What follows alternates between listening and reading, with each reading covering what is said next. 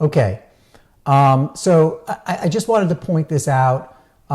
This is the New England ADA Center, and they have this adachecklist.org. I'm not going to actually show you the checklist because I believe there's something in here that says that the checklist can't be used as part of a for-profit, as part of something that's for-profit. So I'm not going to show it. I'm just going to advise, or I shouldn't say advise, I'm going to inform that this exists, and anybody who is curious about whether or not their property is ADA compliant, there are tools and there's an ADA checklist that's very helpful, although at the end of the day, really consulting an ADA expert is, in my mind, the way to go. I mean, get someone in there that just knows the ADA to look at the property and advise you on any issues that may exist and on how to fix them.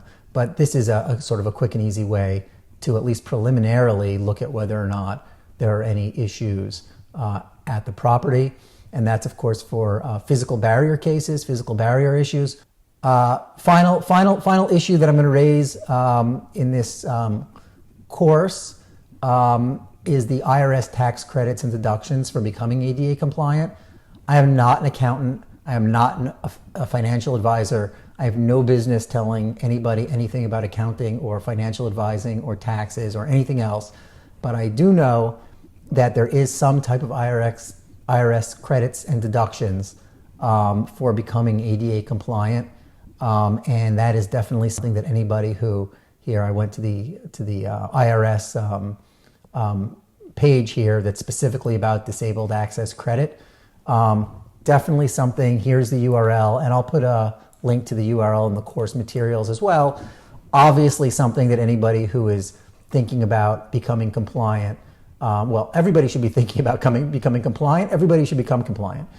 That's just a matter of complying with federal law, which obviously behooves everyone to do. And so ADA compliance is something very important that everybody should be looking into doing and looking into the cost. Speak to contractors, speak to, whoever you have, an ADA expert, whoever it is that knows about these issues, get estimates on how much it's going to be to fix your issues.